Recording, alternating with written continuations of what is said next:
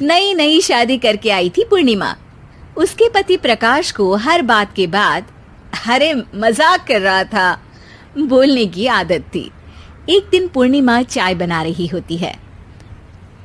सुनो ना, ये मसाला चाय में सच में अगर मिर्ची, नमक, प्याज, लहसुन वगैरह का पेस्ट मिला दे तो चाय मसालेदार हो जाएगी ना। अरे आप कुछ भी मत बोलिए। अरे मजाक कर रहा था। प्रकाश कभी कभी मजाक करता था, लेकिन कई बार उसका मजाक ऐसी बात के साथ आता जिसको सुनने के बाद किसी को मजा तो नहीं पर गुस्सा जरूर आ जाता। जैसे एक दिन प्रकाश ऑफिस जाते हुए हड़बड़ी में कहता है, अरे मेरे मोजे कहाँ मौज मार रहे हैं? अभी लाई। पूर्णिमा प्रकाश को मोजे लाकर दे देती है। अरे मेरी फाइल कहाँ है? मैं लेट हो रहा हूँ। रुकिए अभी लाई। फाइल भी आ जाती है। अरे वो टिफिन तो ला दो, कितना लेट करवाओगी? एक तो सामान इधर उधर पटक देते हो, मुझे ढूंढ के लाना पड़ता है, फिर मुझे कहते हो कि लेट हो रहा हूँ। अरे जल्दी जल्दी हाथ चलाओ ना। 8 हाथ नहीं है मेरे, 2 ही है। ऑक्टोपस दिख रही हूँ क्या? हाँ हाँ ठीक है, जाओ जल्दी से टिफिन लेकर आओ। 2 हाथ तो है ना, उन्हीं का ठीक से इस्तेमाल कर लोगी तो लेट नहीं होऊंगा मैं। पूर्णिमा टिफिन लेकर आ जाती है। वैसे तुम थक जाती होगी ना इतना सब काम करके। हाँ और नहीं तो क्या। तो मैं कुछ इंतजाम कर लेता हूँ। काम वाली लाओगे क्या? अरे नहीं नहीं, दूसरी शादी कर लूंगा। 2 पत्नी होंगी तो काम आसानी से हो जाएगा ना। क्या? अरे मजाक कर रहा था। प्रकाश तो मैं मजाक कर रहा था कहकर वहां से चला जाता है। लेकिन पूर्णिमा के मन से प्रकाश की 2 शादी वाली बात का दुख पूरे दिन नहीं जाता। शाम को प्रकाश ऑफिस से लेट वापस आता है। हाथ मुंह धोऊंगा, टॉवल लगा देना, फिर खाना खाऊंगा, खाना भी लगा देना। देखो लेट मत करना। सब काम आराम से ही होंगे। आप भी तो लेट आए हो ना ऑफिस से। अरे यार मैं काम कर रहा था ऑफिस में, तुम क्या कर रही हो? घर में जो खाना, साफ सफाई ये सब होता है ना, इसको भी काम ही कहते हैं वैसे। अरे ठीक है, मैं ही कुछ करता हूँ तुम्हारी मदद के लिए। ऑफिस से आकर मेरा हाथ बटाओगे घर के काम में? अरे नहीं, दूसरी शादी कर लूंगा ताकि सफाई तुम कर लो और खाना दूसरी बीवी बना ले। प्रकाश तुम ना थोड़ा सोच समझ के बोला करो। अरे मजाक कर रहा था यार। प्रकाश और पूर्णिमा साथ में बैठकर खाना खा रहे होते हैं। प्रकाश अपनी धुन में खाना खा रहा होता है, जबकि पूर्णिमा इस बात को लेकर उदास है कि प्रकाश हमेशा कोई दुखी कर देने वाली बात ही बोल देता है और उसके बाद मजाक कर रहा था कह के खुद को बचा लेता है। रात को सोते वक्त पूर्णिमा ने सोच लिया था कि प्रकाश से इस बारे में बात करनी ही पड़ेगी। अगली सुबह भी प्रकाश ने ये लाओ वो लाओ का तांडव शुरू कर दिया। अरे काले वाले जूते कहाँ हैं? बेड के नीचे। अरे टिफिन तो लाओ जरा। ले आऊंगी, पर पहले कुछ बात करनी है। क्या बात करनी है तुमको? ये जो रोज दूसरी शादी करने की बात करते रहते हो ना आप, मेरा मन दुखी हो जाता है। मत बोलिए ना ऐसी बात। अरे पगली, पहले क्यों नहीं बताया? मैं इसका समाधान कर दूंगा। अब बोलना छोड़ दोगे ना? अरे नहीं, दूसरी शादी कर लूंगा ताकि उसको तो बोल पाऊं।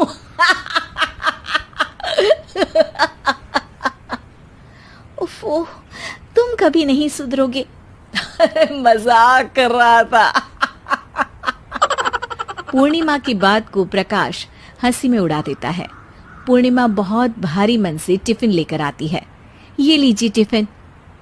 अरे मैं तो भूल ही गया, आज मेरे बॉस के बेटे की बर्थडे पार्टी है, तुमको भी बुलाया है, रात को तैयार रहना। रात को पूर्णिमा और प्रकाश बॉस के बेटे की बर्थडे पार्टी में पहुंच जाते हैं। वहां प्रकाश के ऑफिस के और भी लोग हैं जिनको पूर्णिमा पहले से जानती है। केक कटता है, लोग खाना खा रहे होते हैं। वहीं पूर्णिमा और प्रकाश ऑफिस के लोगों के साथ बैठे बात कर रहे होते हैं।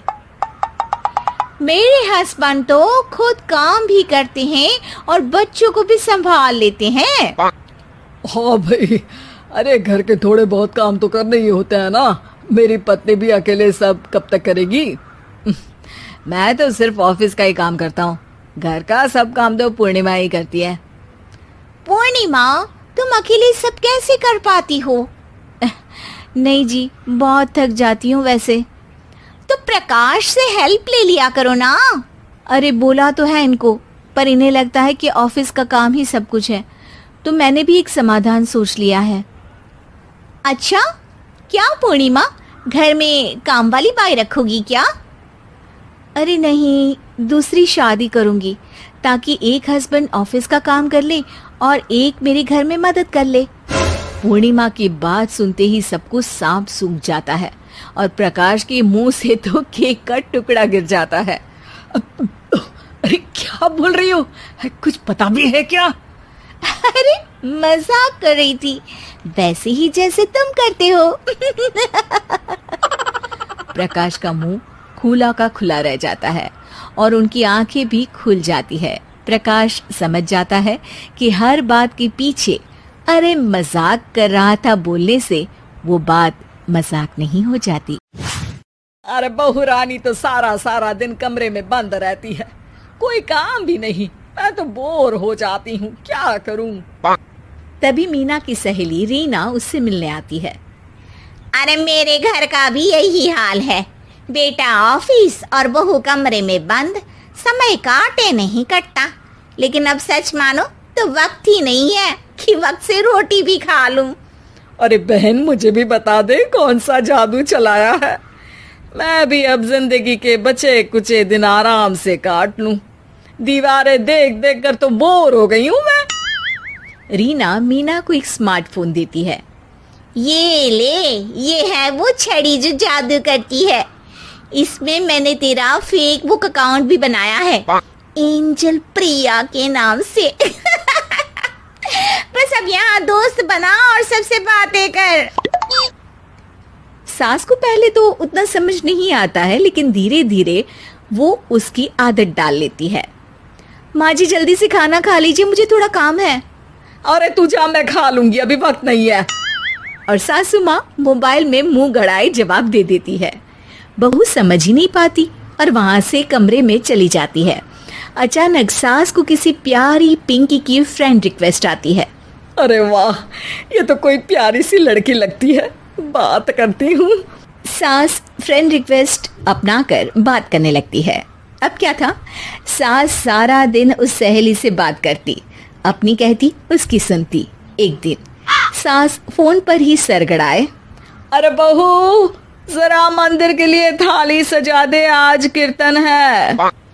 बहू फोन पर किसी को मैसेज टाइप करते कहती है, माँ जी क्या है, अब मुझे क्या पता कि आपको कौन कौन से भगवान की पूजा करनी होती है। तभी सास के पास कोई मैसेज आता है। अच्छा अच्छा ठीक है, रहने दे, मैं ही कर लूंगी। अब मैंने मना थोड़ी ना किया है, कर देती हूँ मैं। अब मैंने भी बोला ना कि थोड़ी देर में बात करती हूँ, तो मैं ही कर लेती हूँ, तू जा अपने कमरे में।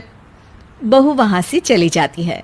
सास मंदिर पहुंचती है और मंदिर की सीढ़ियों पर बैठकर सास फोन पर लिखती है, अरे मेरी बहू सारा दिन अपने कमरे में बैठी रहती है। वहां से रिप्लाई आता है, मैं आपकी बहू को तो जानती नहीं हूँ, लेकिन हाँ एक बात है, हो सकता है आपने उसे ताने दिए होंगे या फिर उसका दिल दुखाया होगा। ऐसा करने पर बहुओं का मन ससुराल से हट जाता है। याद रखिए, बहू और बेटी में फर्क होता है। सास घर जाती है और बहू से बड़े ही प्यार से बात करती है, उसके लिए खाना बनाती है, उसे गिफ्ट में साड़ी भी देती है। जिसके बाद अगले दिन, माँ जी चलिए आज मैं भी आपके साथ मंदिर चलती हूँ, आते वक्त भोले भैया के गोलगप्पे खाकर आएंगे। अरे हाँ बहू, ये तो अच्छा है, चलो। सास मन में सोचती है कि उसकी फेक बुक वाली दोस्त कितनी अच्छी है। उसके समझाने से उसे उसकी बहू वापस मिल गई। वो बहू को अपनी दोस्त के बारे में बताने का सोचती है, लेकिन फिर चुप हो जाती है। बहू फोन पर टाइप करती है, मेरी सास मुझे नौकरानी समझती है, एक गिलास पानी तक खुद नहीं लेती। मन तो करता है कि बोल दूं, मैं बहू हूँ, कोई नौकरानी नहीं। वहां से रिप्लाई आता है, देखो तुम्हारी सास को तो मैं भी नहीं जानती, लेकिन वो बुजुर्ग होंगी, पूरा जीवन उन्होंने घर गृहस्थी चूल्हा चौका में निकाल दिया। और फिर तुम ये भी मत भूलो कि जिस पति पर तुमको इतना गर्व है उसे भी शिक्षा उन्होंने ही दी है। तो जिसने तुम्हें इतना दिया, क्या तुम उनकी थोड़ी सी सेवा नहीं कर सकती? बहू भी अगले दिन से सास का सारा काम करती, उनके पैर दबाती, उनका ख्याल रखती, उनके साथ घूमने जाती। एक दिन सास, बहू ये लो मेरा हीरे का हार। पहले तो सोचा था कि अपनी बेटी को दूंगी, लेकिन आज जब मेरे हाथ पैर में दर्द था तो तुम मेरा साथ दे रही थी। समय पर खाना पानी देकर तुमने ही मेरा बुढ़ापे में साथ दिया। उसके हिस्से का बहुत कुछ मैं उसे दे चुकी हूँ, लेकिन ये अब तेरा। बहू तो ये देखकर खुशी से उछल ही जाती है। वो सास को गले लगाकर कहती है, माँ जी आप सच में बहुत अच्छी है। भला हो उस एंजल प्रिया का जिसने मुझे आपसे वापस मिलवा दिया, वरना मैं तो हमेशा आपको गलत ही समझती। मैं तो सोचती थी काश वो एंजल प्रिया मेरी सास होती। क्या नाम लिया बहू? एंजल प्रिया तेरी फेसबुक फ्रेंड है? हाँ माँ जी, वो बहुत अच्छी है। उन्होंने ही मुझे बताया कि सास की कीमत क्या होती है। अरे बहू, कहीं तू प्यारी पिंकी तो नहीं? जी माँ जी, मैं ही हूँ प्यारी पिंकी। क्यों? सास बहू को गले लगाकर कहती है, मैं भी यही सोचती थी कि काश प्यारी पिंकी मेरी बहू होती। शुक्रिया बहू। सासू माँ, शुक्रिया तो हम दोनों को फेसबुक और सोशल मीडिया का करना चाहिए, जिसने हम दोनों को एक दूसरे से दिल से मिला दिया। अब तक दोनों को समझ आ गया था कि जो खुशी वो बाहर ढूंढ रहे थे, सच में तो वो उनके घर में ही थी।